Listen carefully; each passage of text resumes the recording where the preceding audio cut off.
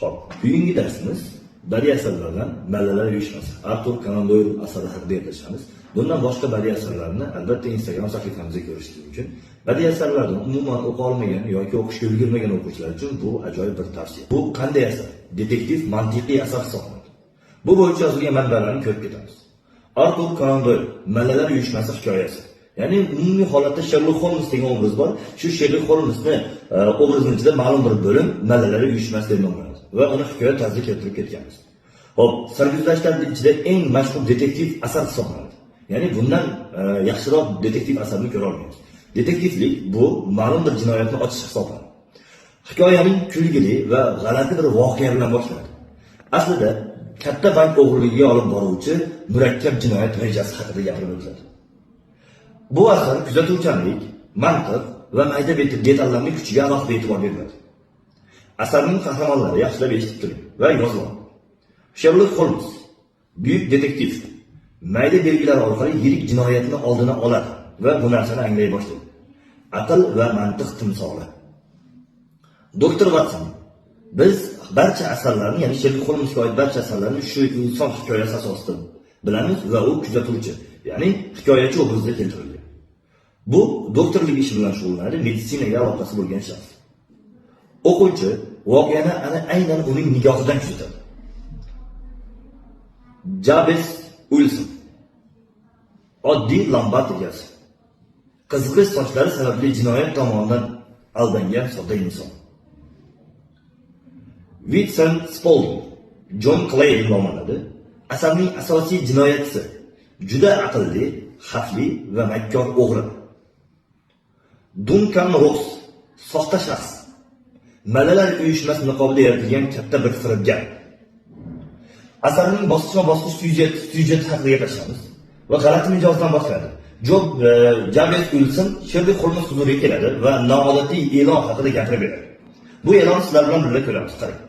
Faqat qizil sochli erkaklar ishga olinishi, haftasiga 4 funt maosh olinishi, ish esa ensiklopediyani ko'chirish.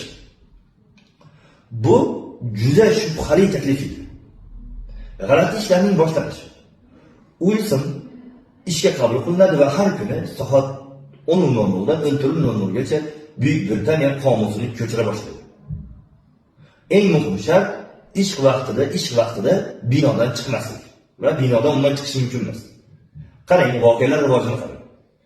Ish to'satdan tugaydi, ya'ni 8 haftadan keyin eshiklar yopiladi, eshiklarda yozuvlarda ish to'xtatildi degan yozuvlar keladi. Mallalar uyushmasi tugatildi.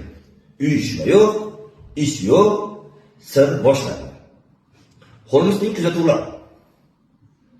Holmes quyidagi detallarni aniqlagan detallar. Yordamchi juda arzon ishlaydi, yordamchi doim podvalga tushadi. Ish faqat Wilsonning uydan uzoqlashish uchun qilingan edi. Ish to'satdan tugatildi. Holmes darhol tushunadi. Bu ishning maqsadi Wilsonning uydan chiqarish uchun edi. Jinoyat rejasi.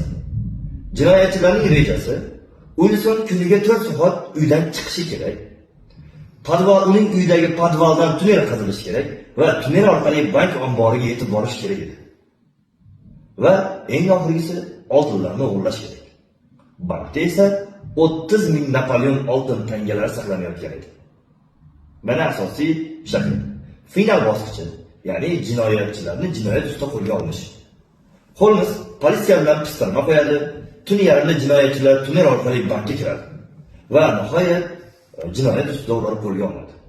Asosiy jinoyatchi esa John Clay hisoblanadi. Eng kuchli burilish. Kulgili bo'lgan ishlar aslida yirik bank o'g'riligining rejasi hisoblanadi va unga qo'yilgan oddiy bir niqob. Oddiy e'lon va katta jinoyatga yo'l. Jinoyat ortidan har doim mantiq bor. Mayda detallar katta haqiqatlarni ochadi. Bu asarning asosiy g'oyasi. Aqlli jinoyatchini faqat undan aqlliroq odam yenga oladi. Hayotda kuzatuvchanlik eng katta qurol hisoblanadi. Jinoyat ko'pincha kulgili niqob ortida yashirinadi. Xulosa o'nda aytadigan bo'lsak, Mallalar uyushmasi yolg'on tashkilot. U shunchaki bir tashkilot. U faqat jinoyatni yashirish uchun yaratilgan shakl hisoblanadi. Sherlock Holmes bank o'g'riligi oldida olinadi. xulosa qiladigan bo'lsak, bu hikoya aql va mantiq, jinoyat ustidan g'alaba qozonish haqidagi detektiv asardir. Boshqa asarlarni ham siz ko'rmoqchi bo'lsangiz, sahifamizga a'zo bo'lib qo'ying. Sizlar bilan Abdusaid Abdubattayev bo'ldi. Sog' bo'linglar, salomat bo'ling.